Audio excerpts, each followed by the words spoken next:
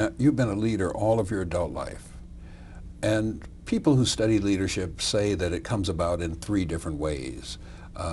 Great people arise and carry out leadership functions. Movements come along, and then out of those movements come leaders. And then unpredictable events makes leaders appropriate for the particular time. Now, where do you fit here? I don't know. I'm flattered that anybody thinks I'm a great leader. Oh, many people think you're a great leader. I just think of myself as, a servant who's, trying to do some things, try to pay some rent.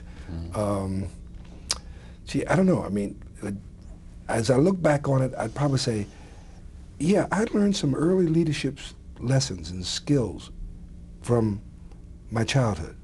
My father, who was a black college president at 25, who had a PhD at age 24, who had a master's degree at age 20 and was a college professor at age 21.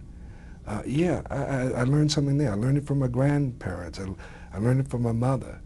I learned it from a lot of role models who passed in front of me and demonstrated what excellence was about and believing that you could do anything. And I don't know which category that falls into. But I would also say I came along at a time. Even though I was not involved in the civil rights movement in terms of marching in Selma, Birmingham, Montgomery. But it was all around you. It was all around me. And in fact, I remember wanting to quit Franklin and Marshall to go down and join the Freedom Riders and so forth. And Martin Luther King said to me, don't.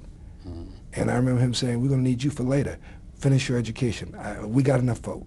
And he urged me to finish my education at Franklin and Marshall. And so I think that historic period, the 60s, when there was so much struggle by people of goodwill, not just black people, but also white people of all faiths, denominations, and colors fighting to bring about a new and beloved community, also heavily influenced me and gave me a real passion for some of the issues. And then also maybe I was in the right place at the right time, in Congress to do some of the things I did. Being chairman of the Budget Committee, when you ask people for support of your sanction bill in South Africa, it's a lot different than when you're just an ordinary member saying, I want support. They've got things that they care about that you control. And as one person on Tip O'Neill's staff once said to me, he said, Bill, sanctions took off as a legislative agenda because it was not being carried by an individual member, because there had been other members who cared deeply about apartheid. Curtis Collins, Ron Dellums. But this staff person said, you're going to win this issue because now it's being carried by somebody who's chairman of a major committee, and nobody wants to offend the chairman. But you got to be chairman because you'd exercise these leadership attributes and skills. Somebody once said that leadership is the ability to convince people against their own ideas. So someone who's going to vote for Geraldine Ferraro says, oh no, I'm going to vote for Bill Gray. Somebody who doesn't want to support sanctions says, oh, I'm going to do it because he's chairman and because I think it's a good idea. How did you get to the point, or can you say, where you could convince people against their own ideas, to adopt ideas that are yours rather than the ideas they came to when you approached them? Well, a preacher every Sunday is trying to convince people not to do certain things and to do other things. And often the certain things the flesh wants to do. And so I would probably attribute that skill going back to my ministry, talking to people. And so sure, I would talk to a congressman and say, will you give me your vote so I can be the chairman of the Budget Committee? And knowing that they're from California and that they're already committed to Leon Panetta, who I ran against. And I'd say, well, look, here's why I'm a good choice. And then you have to also recognize that, hey, don't ask him to do something that's going to be unethical, break his promise. So I would say, can I get your vote if so-and-so is not in the race? And I'm told that that was unusual, that no one had ever done that consistently before. They would just tend to get mad with a person and walk away and say, you're not going to vote for me? Well, okay, bye. And, my viewpoint as a minister is you got to deal with people all the time. And, I can oppose you, I can fight against your ideas, vigorously and tough today. But I also understand that tomorrow you and I may agree on something, and we might find common ground and work on that.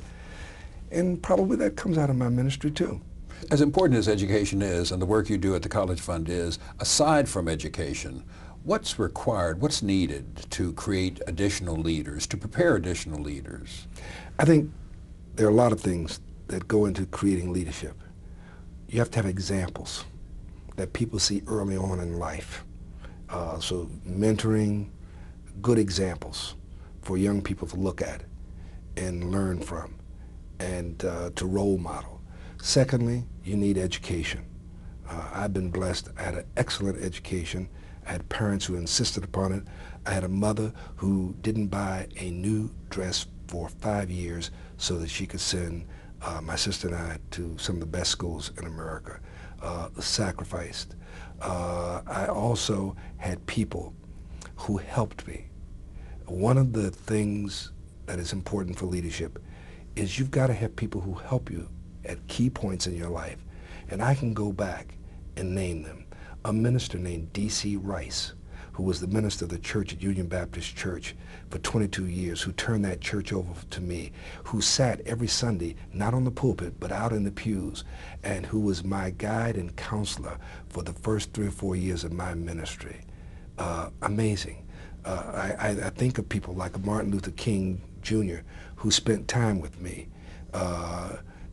and shared insights and just gave advice like, no, I don't need you to come down and be a part of the movement. I need you to get your education, and here's why.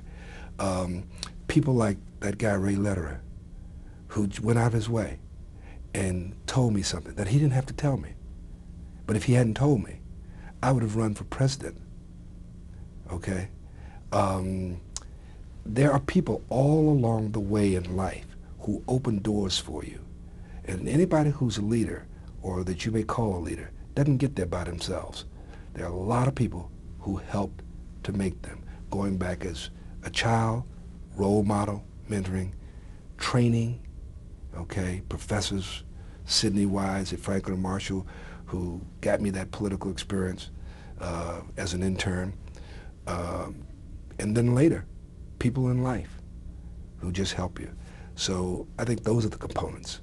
And if you listen, if you learn, and then I think there's something else, and I get this out of my faith. You got to have a passion for something.